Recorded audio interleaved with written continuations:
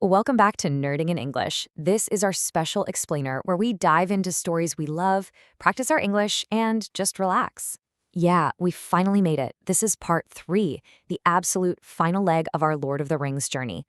Last time we wrapped up the Two Towers with that amazing glimmer of hope at Helm's Deep and Sam's incredible speech about good stories being worth fighting for. Right, and now the Return of the King brings this whole massive journey to a close. Let's get right into it. So, our story today actually kicks off hundreds of years in the past. It's this incredibly peaceful, quiet day out on the River Anduin. You've got these two cousins, Sméagol and Déagol, just fishing in a little boat. Nothing crazy, right? But then, this massive fish literally pulls Déagol right into the water. He sinks down to the riverbed, and there, half buried in the mud, he spots something shining. Yep, a beautiful golden ring. And we all know it's not just some ordinary piece of jewelry. He climbs back up onto the riverbank, totally mesmerized by what he just found. But the second Sméagol lays eyes on it, he is hit with this overwhelming temptation. It's a dangerous desire that instantly hijacks his mind. He just straight up demands it for his birthday. And when Déagol refuses, that dark, dangerous desire actually pushes Sméagol to strangle his own cousin. It's so fast and so brutal. He takes the ring and slowly, over all these years, he retreats into these dark, damp caves. It's honestly heartbreaking. He forgets the sun, the wind, and eventually even his own name. He just twists into this miserable, corrupted creature we know as Gollum. Okay, fast forward to the present day, and Frodo and Sam are dealing with that exact same piece of jewelry. They're trekking across this brutal, completely dead landscape toward Mordor. And you can see how much of a burden the ring is now. It's this incredibly heavy-duty Frodo has to carry around his neck, draining his energy every single step of the way. Exactly, and who's their guide? Gollum. But the thing is, Gollum is secretly talking to his own reflection in a dark puddle. He's plotting to lead the hobbits into a deadly trap so he can snatch the ring right back for himself. Meanwhile, way out in the flooded ruins of Isengard, Pippin's curiosity really gets the better of him. Everyone's asleep, and he creeps over to touch this black glass sphere called the Palantir. Bad idea. The second he touches it, this sickly, terrifying light washes over his face. He's just paralyzed by pure fear, staring directly into the fiery eye of Sauron. It is so intense. And because of this huge mistake, Gandalf realizes Sauron is going to think Pippin actually has the ring. So Gandalf has to act immediately. He scoops Pippin up, throws him onto his white horse Shadowfax, and they just bolt, leaving a completely heartbroken Merry behind. So, Gandalf and Pippin ride hard for 3 days until they reach Minas Tirith, this massive, towering white city made of stone. They march into this cold, empty hall to meet Lord Denethor. Now, Denethor is the steward, basically the caretaker ruler of the city. He just sits in this tiny chair at the bottom of the steps, completely refusing to accept that a real, true king might ever return to sit on the actual throne above him. You can really feel how bitter he is, especially over losing his son, Boromir. Oh, absolutely. He's totally consumed by grief and anger, and he just takes it out on literally everyone around him. Later that night, Gandalf and Pippin are standing quietly out on this high balcony, looking over the city. The sky is so dark and heavy. Gandalf perfectly calls it the deep breath before the plunge. They know without a doubt that war is coming. And they hit the nail on the head. Right across the mountains, the gates of this dead, eerie, green-glowing city called Minas Morgul crack open. And this massive, horrifying army of orcs marches out into the night, led by the terrifying Witch King. As that enemy army gets closer, Denethor basically loses his grip on reality. He forces his only surviving son, Faramir, to ride out on this totally hopeless charge to try and retake a fallen city. It is literally a suicide mission. It's such a gut-wrenching contrast. On one side, you have Faramir and his men riding in slow motion directly into a literal wall of enemy arrows. And on the other, Denethor is sitting safely inside his stone hall, violently eating his food, forcing Pippin to sing this quiet, sorrowful song.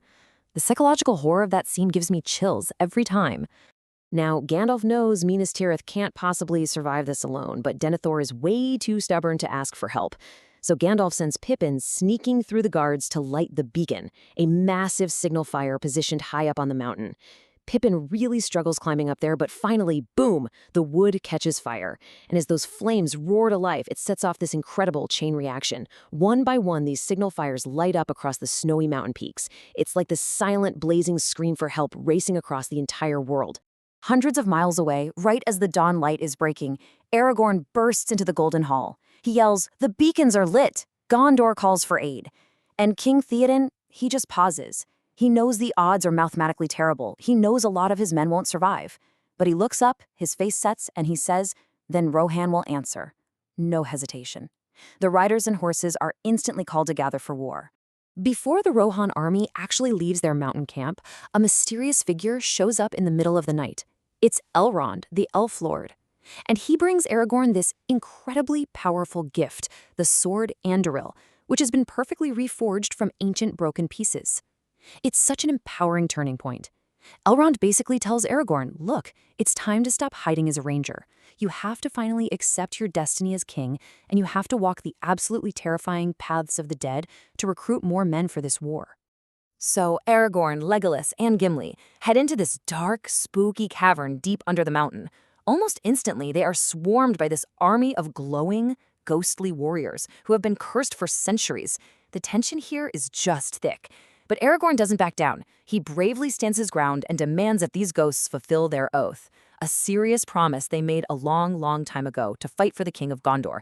He tells them, fight for me now, and I promise to release you from this curse forever. While Aragorn is off gathering his ghost army, Frodo is falling apart. The ring is draining him, making him so weak and paranoid. And high up on these steep, dark stone stairs, Gollum finally springs his trap. While Sam is asleep, Gollum sneaks over and sprinkles food crumbs all over him. When they wake up, Gollum acts all shocked and accuses Sam of eating the very last of their food. It's such a vicious betrayal, a complete breaking of trust. And the most devastating part, Frodo, whose mind is totally warped by the ring and exhaustion, actually believes Gollum. He looks at his best friend and tells him to go home. Sam is just left sitting there on the stairs, sobbing. It ruins me every time. With Sam gone, Gollum leads Frodo straight into this pitch-black tunnel. It's so claustrophobic, it smells like death, the floor is weirdly sticky. And then, out of the shadows, this gigantic, terrifying spider named Shelob attacks. Frodo gets tangled in her webs, and she stings him. But wait! Sam didn't actually go home. He climbs all the way back up, wipes his tears, and charges into that dark tunnel holding a glowing elf sword. Talk about incredible courage. He bravely fights off this massive monster, just stabbing her until she finally scurries away. Sam finds Frodo wrapped up tightly in spider silk, and he's completely still. Sam is heartbroken, thinking his best friend is dead. He cries, but then realizes he has to finish the mission, so he takes the ring just to keep it safe. But as he's hiding nearby, a group of orcs comes along, and Sam overhears them saying Frodo isn't dead at all, he's just paralyzed. The orcs drag Frodo off to this dark enemy tower.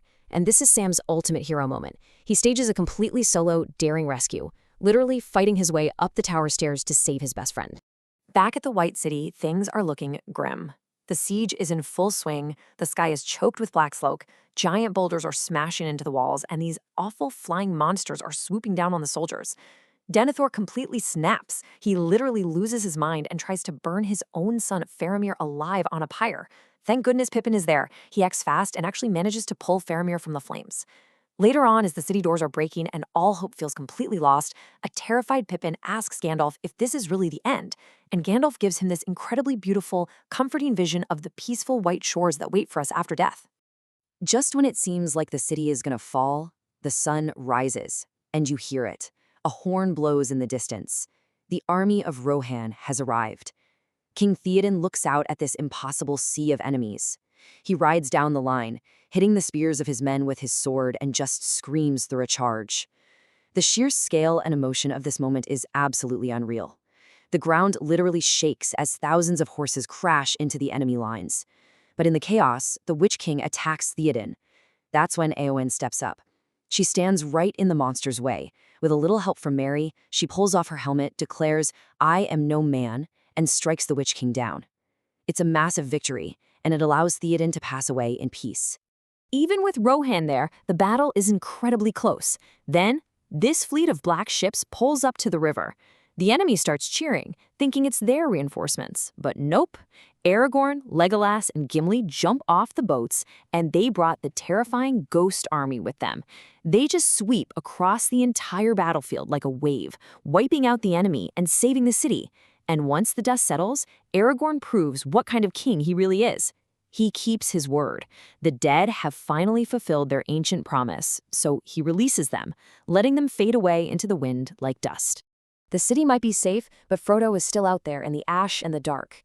Aragorn knows Frodo has zero chance of sneaking to the volcano if Sauron's giant eye is looking for him.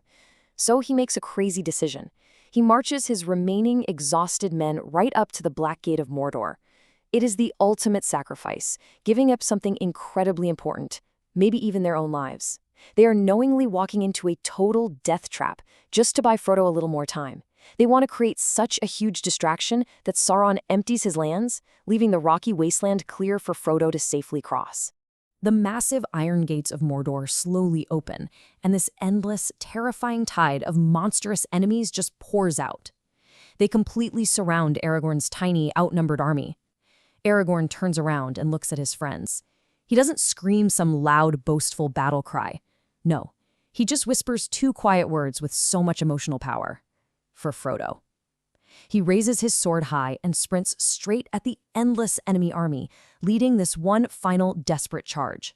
Meanwhile, deep inside Mordor, Frodo is literally crawling on his hands and knees through the ash. He has absolutely nothing left in the tank.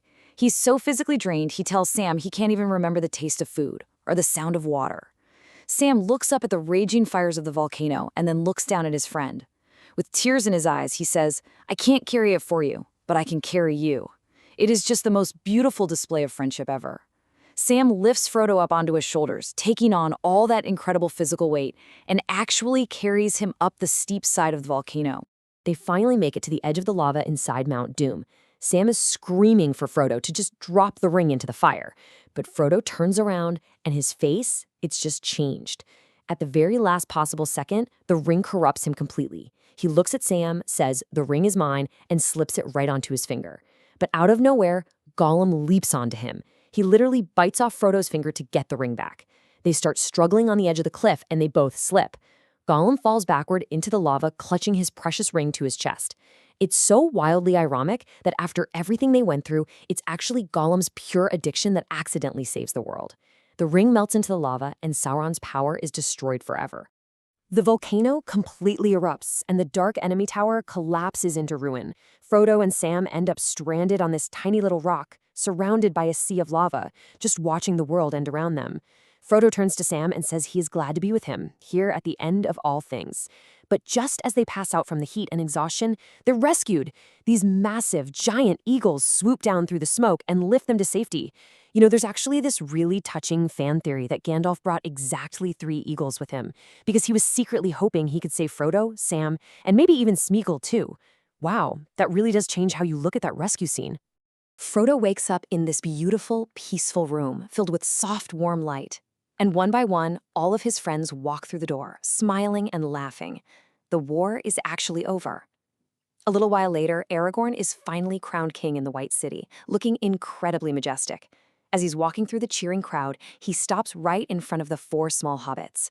They immediately start to bow to the new king, but Aragorn stops them. He looks at them and says, "My friends, you bow to no one."